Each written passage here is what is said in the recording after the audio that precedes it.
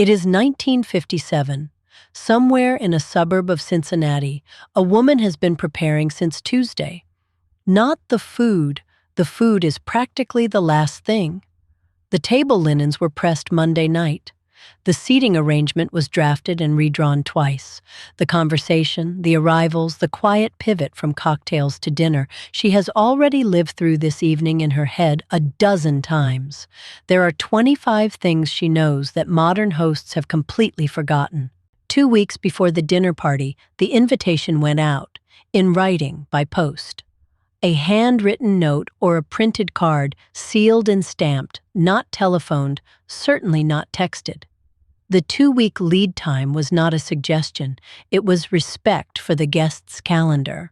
A last-minute invitation implied you were a backup choice, and no good hostess would let a guest feel that for a single moment. When the doorbell rang, she was already there, not calling from the kitchen, not finishing her hair in the mirror, standing at the door, composed, smiling, ready. The first 30 seconds of a guest's arrival set the emotional temperature for the entire evening. She knew this. She had finished everything else so that she could be present for this one moment. Cocktail hour lasted exactly 1 hour. Not 90 minutes because the conversation was going well. Not 45 minutes because she was anxious to get to the table. 1 hour, long enough for guests to settle and find their footing with one another, short enough that no one drank too much before sitting down to a meal. The rhythm of the evening was hers to keep. Nothing arrived at the table in the container it came in. The olives left their jar in the kitchen. The crackers left their box. The butter was pressed into a dish. Everything was transferred, to china, to crystal, to silver plate, because presentation was not vanity, it was hospitality. The guest should never see the evidence of effort. They should only feel the result. The table was set the night before, not the afternoon of, not an hour before guests arrived. She would walk past it on the way to bed, check the placement of each fork, straighten a knife, adjust the centerpiece by an inch. Setting it early meant the morning of the party was free for everything that couldn't be done ahead. It meant she was never rushing. It meant she would not be breathless when the doorbell rang. The flowers were cut fresh that morning, from the garden if there was one, from the florist if not. Artificial flowers at a dinner table were considered an insult to the occasion, a shortcut too visible to forgive. The centerpiece was low enough that guests could see each other across the table. Tall arrangements were for churches and funeral parlors, she would have said, not for dinner. Every candle on a formal dinner table was lit. Not merely placed, lit without exception, before the first guest sat down. An unlit candle was a decoration left unfinished, a small carelessness that trained guests registered without ever naming. The candlelight softened faces and warmed the room and made the whole table feel like an event worth attending. She knew that. She lit every one. She wrote the place cards herself, in ink, by hand. Not typed, not printed from a machine, handwritten, because handwriting was personal, and personal was the point. She had spent time thinking about where each person would sit and why. The place card made that thought visible. It told the guest that someone had considered them, had planned for them, had made a place at this table that was specifically theirs. The guest of honor sat to the right of the hostess, not across, not wherever they happened to land, to the right, always, by custom that went back further than anyone at the table could recall. Etiquette was not invented to make people uncomfortable. It was a shared language, and everyone at that table spoke it. Seating the guest of honor correctly said, "I know how to honor you, and I do."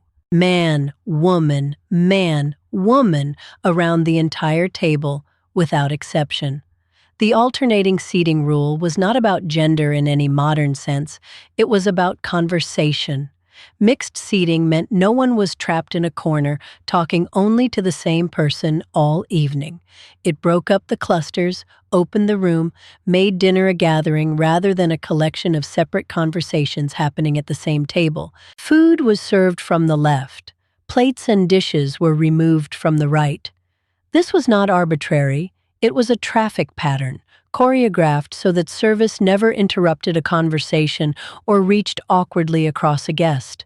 The good hostess or a good server moved through a dinner party like someone who was not quite there. The food appeared, the empty plates vanished. No one could explain exactly how. She did not sit until every guest was seated. This was not ceremony for its own sake. It was a signal. The moment she sat, dinner began in earnest. Until then, she was still working, still seeing to it that everything was right. She had been on her feet since morning. The dinner table was the first place she would sit down, and she would not take that seat until it was earned. No glass stayed empty long. Refilling was constant and silent. She or her husband or a helper moved through the room without making a production of it. No asking, no hovering, just quiet attention. An empty glass at a dinner table meant someone had been unattended, and an unattended guest was a failure of hospitality too small to name, but too real to ignore. She noticed before anyone else did. After dinner, coffee was served in the living room. Always. Never at the table where the dishes were. The table was for eating, and once eating was finished, the gathering moved. The change of room reset the energy of the evening, shuffled the conversations, gave people a reason to stand and stretch and form new clusters. The party did not end at the dinner table. It continued somewhere warmer and less formal. She never apologized for the food. Not once, not in front of guests. If the roast was slightly overdone, she did not announce it. If the sauce was thinner than she had planned, she said nothing. An apology for the food put every guest in the uncomfortable position of having to reassure the hostess, which reversed the hospitality and made the meal about her anxiety rather than their enjoyment.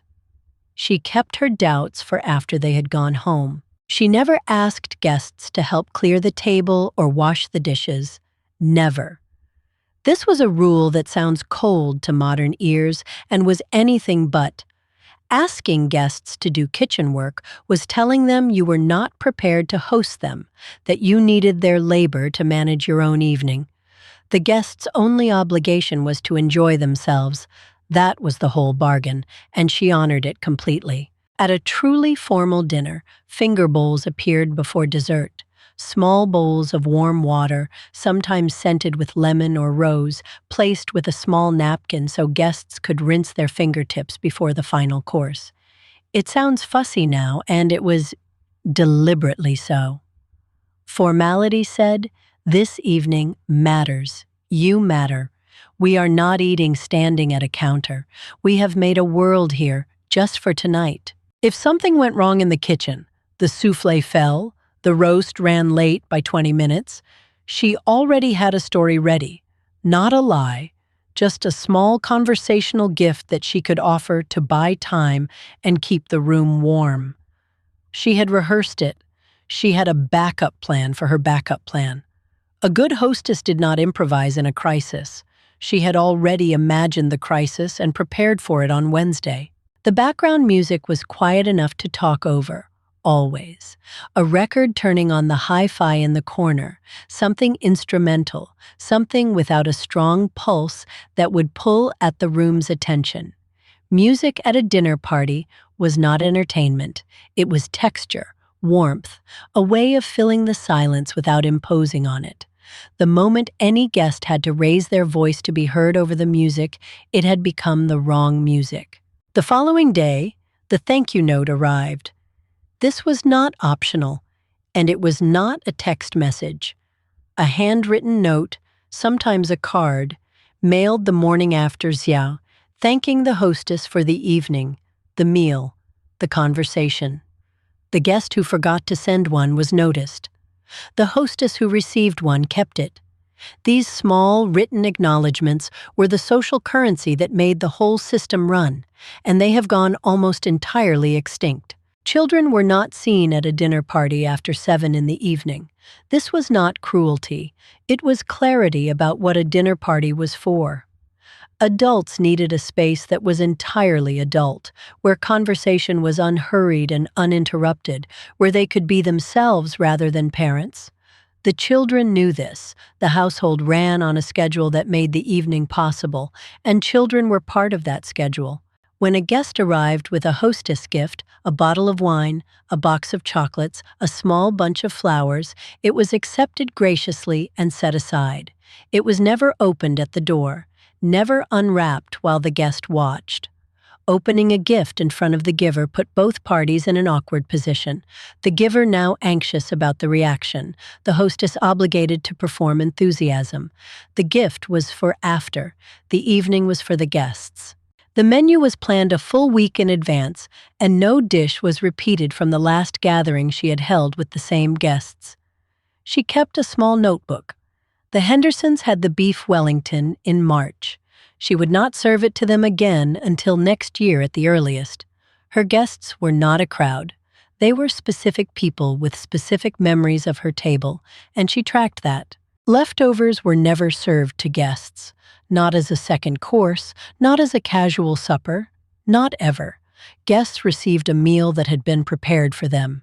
The idea that a guest might be receiving what no one else had finished was a humiliation too quiet to name but too real to risk. Leftovers were for family. The family was lucky to have them. Guests were served something made entirely for their presence that night. She spent at least 3 hours on her own appearance, not out of vanity, but out of respect. If her guests dressed for dinner, she dressed better.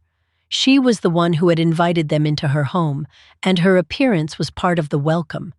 The dress was chosen earlier in the week. Her hair was set the afternoon before. By the time the doorbell rang, there was nothing left to do but be glad they had come. 25 secrets. Every single one of them was invisible. Guests felt the effect without ever knowing the cause, the ease of the evening, the warmth of the room, the sense that being here was somehow exactly right. That invisibility was the whole craft. She worked for weeks so that one evening would feel effortless. Tell me in the comments, which one of these did your mother or grandmother keep strictly? Which one did she never break?